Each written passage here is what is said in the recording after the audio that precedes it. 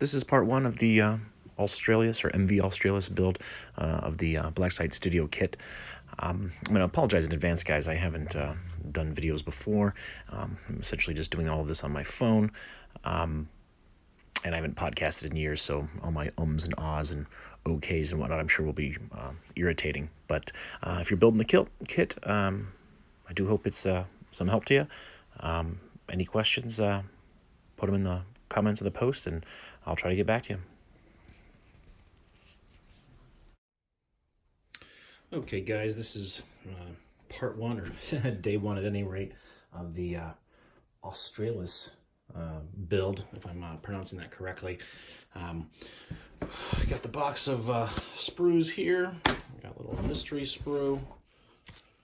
You've got box one, which is the bow, which is listed as an advanced kit as far as the difficulty.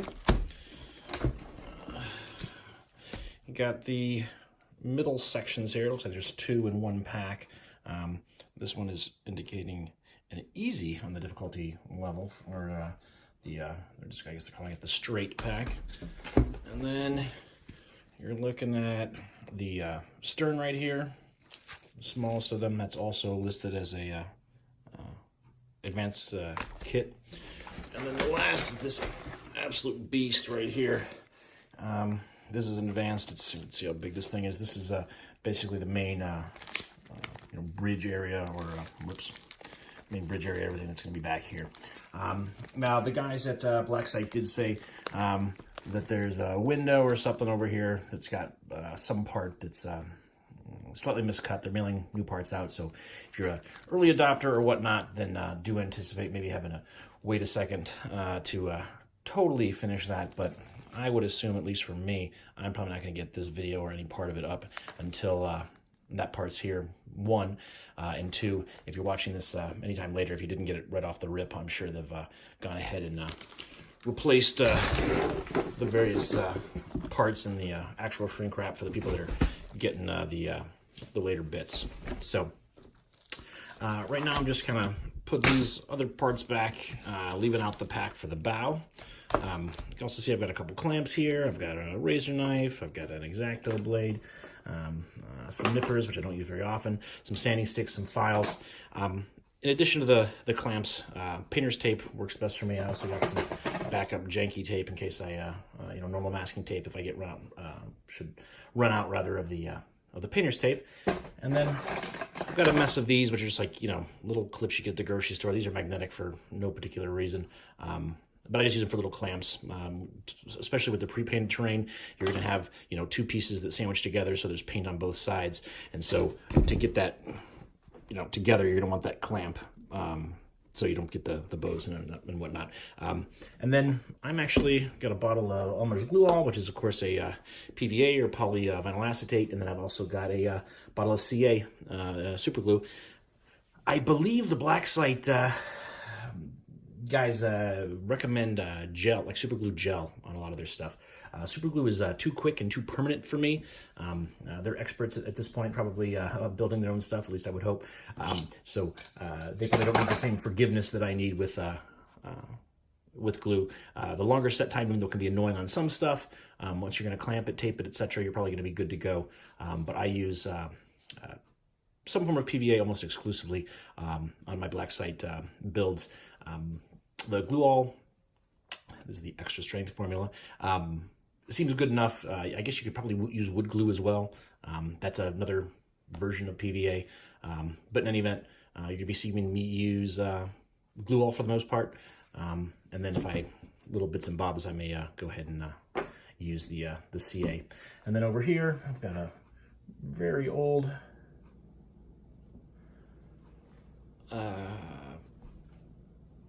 tablet, sounds like iPad 2 or whatnot. And what I've done is I've opened the instructions and then just saved them into the Kindle program or whatever, just so I'll have them here. The one thing I do like about, they're keeping it green or whatever you want to, look at it as far as not having to include the instruction books in that people are going to use once and then throw away. But I do like that they're, kind of living instructions. They do make some additions rather, and some improvements sometimes to the instructions. So if you are going to save and download it like I have for a later, I wouldn't do it for a later time to build it. I'd always look and see what they have as far as the most recent instructions for any kit, not just the Australis. I'm probably butchering or mispronouncing how that's intended to be said, so apologies in advance as far as that goes. But just as we looked at earlier with the different sprue breakdowns, as I said, they do have the different parts of the boat pre-packaged. Kind of reminds me on this kit, whoops, I'm shaking this, the bigger Lego sets, that they've got the parts that you're going to need for that particular build, so it's good that you don't have a whole bunch of pieces that you're having to put one place or the other. They're pretty much organized by sprue on most of their builds, and I expect this to be the same. That is to say that the whatever sheet is going to have the parts that are corresponding in that part of the build. So the bow is what I believe I'm going to go ahead and start. They're saying to go ahead and check inventory, so I'll certainly have to do that to make sure that I do have all the sprues as indicated. But the directions are not that the directions were bad before, but I do like the new way they're doing the instructions. A lot more clarity as far as what piece is what. You certainly have the pieces labeled, which will give you the number, and of course the letter is what sprue or piece of MDF you're going to be popping those bad boys out of. But then it's got the different colors to differentiate them. So I'm going to pop open the package with the bow in it, and then I'm going to get started. All right, so they recommend you begin on the straights, which would be the two central pieces of the boat. My OCD has me wanting to do these in the order from the front to the back, so got a slightly confused here because I thought I was going to be doing the bow, and so these parts are obviously for the middle, and so I'm looking for the sprues. But as far as the inventory for the bow goes, and starting right here, I'm good to go. I've gone ahead and already started getting out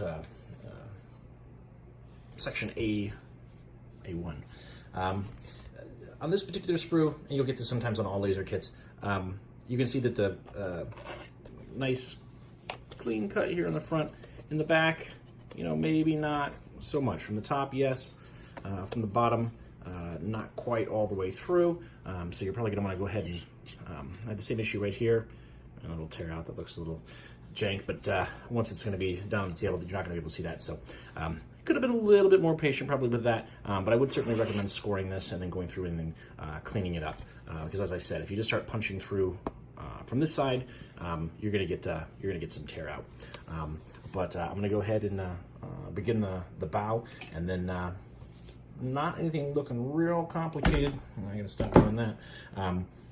With this initial one, this gets a little bit different, that it has some pieces that actually bend, some thinner cardstock that's not the thicker MDF, that you're actually able to get the contours of the bow. So that's going to be a little bit different as far as their builds go, but I do not anticipate it being too difficult. If I run into anything else that seems a little bit more difficult, and we've got a little warning here, warning here on bending the card, that I'll certainly have to go over. I'm sure it's warning against creasing and all that kind of fun stuff. But when I come back, I'll either have the bow done, or I'll be at a spot where I'll mess something up, and it'll either be educational or a cautionary tale. All right, something I just wanted to point out on I guess I have this with several pieces.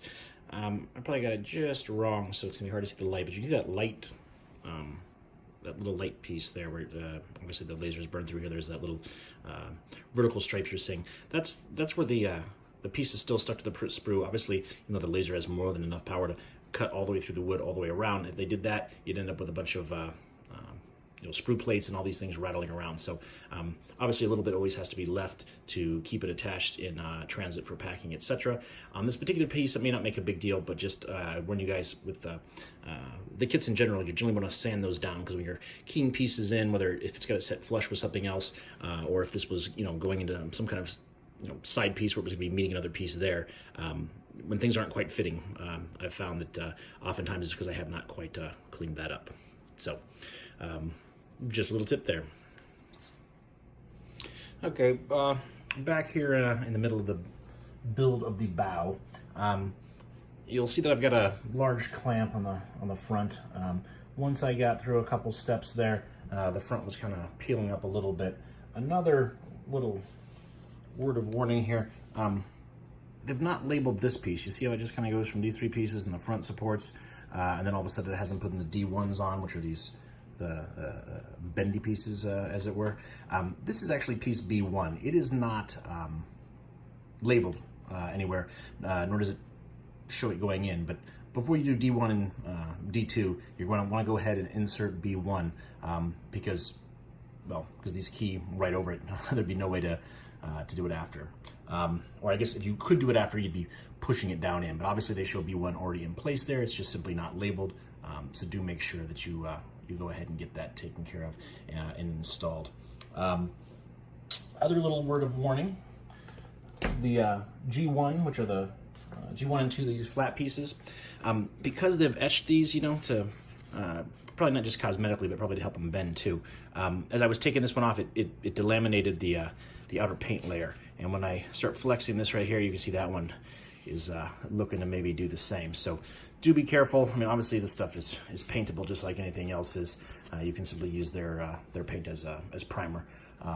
But I'm gonna go ahead and let this set up a little bit just because I want to get this done, have the glue good and set, so I'm not gonna be having that clamp in my way, because when these two pieces go in, they're gonna kind of dovetail together there. So I'm gonna want them both in there. On this one, I'm undecided how I'm gonna get this really to stay on, because I see this coming up. I'm not as confident in using my painter's tape, as you see I have on the corners back there once I've gotten that square, because I'm afraid when I pull it off, even with the low tack, this stuff may just come right off. So I'll figure it out and I'll be back.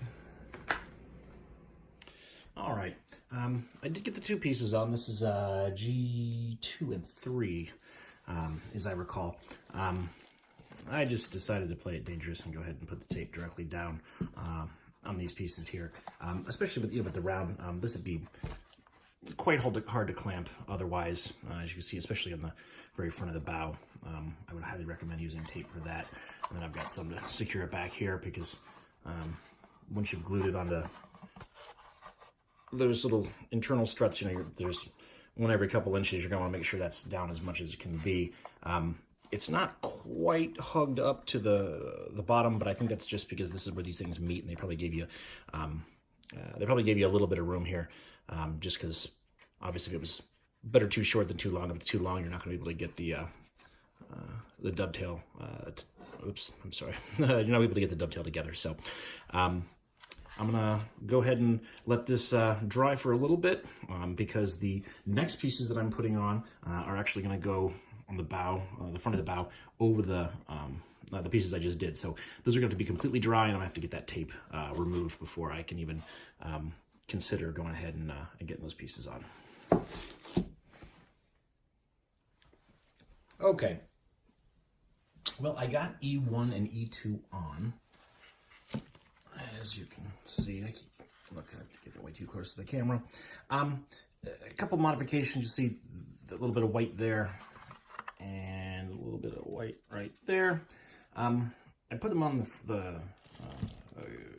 keyed them on at the very front of the bow, and then pushed them back. And I was able to kind of massage these pins in. This one was just not going, and I felt like I was gonna tear through the board before I was gonna get it. So I did go ahead and take an X-Acto, make that hole a little bit wider. It does leave a little white mark there, which is not especially attractive. White marks here, these look like they're under some stress too, even though I got it right at kind of the break point, which I feel that's where it's properly placed. So I did put a little bit of PVA down there to hopefully strengthen that a little bit. Did the same with that one. So far, these two pieces, E1 and E2, have been by far the most difficult to put on. The other thing that was a little bit irritating to me was these little railings right here. As you can see, what they're always looking to pop, and they're because they're out of the card instead of the thicker MDF. They are a little bit fragile, so that's gonna be something I have to get used to when using the piece itself. Then when building too, I instinctively want to grab there and and soften it up. The other thing is I got these where they would appear they should be, but there's the slightest bit of overlap on the bottom. So I'm debating around whether to trim those down or not, whether that's going to get all boogered from, constantly putting down, or it's going to make it not line up with the central pieces of the boat. There are some additional black pieces that are going to wrap around here, so even if I do have to slice that up a little bit, even if it's not even super clean, I think it should be okay. On some of the reviews of the other black site products that I've been working on, again, this thing may make it up before because I haven't posted up any of the actual reviews. This is probably, I don't know, 8th or 9th piece of black site I put together. So far, so good. I would probably agree so far with their advanced. This is not super easy. On the fit and frustration meter, I'd say this was about a 6. Having to, make these adjustments, this wasn't super bad, but little touch and go. I was worried that I was going to rip these a couple times, and I still worry a little bit whether those things are going to be strong enough in the long run. It would be nice, and maybe there is, and I haven't gotten there, though I don't know if there is, if there was an internal piece that was thicker that would line up with that. I know there is some pieces that we're going to see go down there on B1, but only a couple more pages of the instructions left. Oh, the one other thing I wanted to point out, I don't think any magnets came with it. I think this is kind of like their little terrain steppers, but they have these little magnet holes, which are pretty neat. I assume that all of these pieces are going to be able to mag together, so all 4 pieces, if you move it, will move together for better or for worse. I'll look at the rest of the kit later to see if the magnets are included. I think on their little terrain boxes and stuff, the little risers they have for game tables that magnetize together, you do buy the magnets from them separately, though I imagine you could just order your own off of eBay or whatever. So I'm now getting into some of the thinner trim finishing sprues, so I'll get started on those and then be back. Okay, so I went ahead and did get H2 and H5 and its little doppelganger on the other side together. That's these black pieces. I did go ahead and trim the bottom a little bit. It's covered up by there, by the H pieces there. These were a little troublesome, only in as much that they have to. And again, I know I have the lighting suboptimally here. I will do them in a different room. The remainder of this video is in a different room. It wants to bow out right here, and here, and here. Same over here. I guess my wish list, other than so far than having these be thick, would be that these were scored right at the break point, so right where it would fit. I get a little crunching down, and then, see, like that one right there. I got it glued, but the tension is such that that may need even more tape than that. I'll get to that in a second. It's still not too bad. I mean, first, and then the little top pieces here, they're the H4 and the H3 are the last two of the thin black pieces. The reason I'm not sweating this tremendously, I think this might actually be going fairly well. And this little pop right here does not spark joy. But if you look at the studio photo or whatever you want to call the insert, this could obviously be the prototype, not the the final whatever. But some of the gapping here and here, I think is certainly way in excess that you would see anything here. That's probably just more of a testament to the black site guys, that they're always improving stuff. So the photo shoot may have been one that they before they had finally dialed in some of the pieces or whatnot. But it's going together even tighter than the the quote unquote studio pick. So I guess I don't have too much to complain about as far as that goes. I'm about to be moving on to the thicker black sprue, where you have the railings are in this nice thicker material. Kind of what I wish. That one actually is thick. The front ones were. The only thing that just got me real nervous though is I'm looking through here and I have a piece that says support piece for deck of bow, and I am obviously doing the deck of the bow. And I have no idea looking at that, at least intuitively, where that all go. So I'll probably have to get on the Facebook group and see if the Black Site fellas can give me a little bit more input, or if I post this up before it's, I hope I can get it in where it goes. I feel like I'm going to keep moving forward one way or the other, but if I haven't already indicated later in this video where it goes, by all means, if you know, let me know and leave a comment. So only a little bit left. I think there's one page of instructions left, yeah, and then that's going to start getting into the other parts. So the anchor, I'm not necessarily sold on yet. I may get a different anchor for it. But the little, I don't know, is it an aerial? I don't know what the antenna, the little box you can add on. It's like a hatch you can basically put on anywhere. Entirely cosmetic. Not that everything isn't cosmetic. Obviously, it's a model. But I'll probably build that little piece and then decide later where I'm going to go actually install it. And maybe I won't even permanently affix it. So I'm basically going to finish this up for the video. I'll probably assemble the anchor anyway, but whether I'm going to hook that on yet, I've still not decided. Okay, and the bow is essentially done. As I indicated, I have not put on the, where are those bad boys? Not assembled the anchors yet. Not that anybody would have any trouble with them. You know, essentially, these are the anchors, and then these go on the ends to make them a little wider, and then you glue them on the appropriate place. These F2 pieces that I used here, as you can see, they do, speaking of my wish list of reinforcing these railings, even though it doesn't do the top railings, it does reinforce the railing where I don't think you're going to be getting that flex that I thought was going to, eventually be eating those away. And they look cool too. I got the, I don't know, is it a radar, antenna? I'm not a sailor, so I have no idea what a lot of this stuff does. Ladders, everything went on fine there. I don't know if this is a part of the anchor hook or whatever. I'm just glad it's there. I'm having a swear jar for every jack wagon that sticks a miniature up there and makes some kind of Titanic I'm flying reference or whatever the hell it was. So I don't know what that does, but hey, it adds to the realism. Everything's set up pretty well down here. Not too much gappage at all. One or two, tape scars. So, cost-benefit analysis. So there's another one right there. When I was removing the wad of tape, even though I was trying to do it carefully, it did go ahead and take its toll on a few pieces. So still need to figure out the magnets. I assume I have to order them. I still don't know what this thing is for. I'm going to message on the Facebook group, as I said.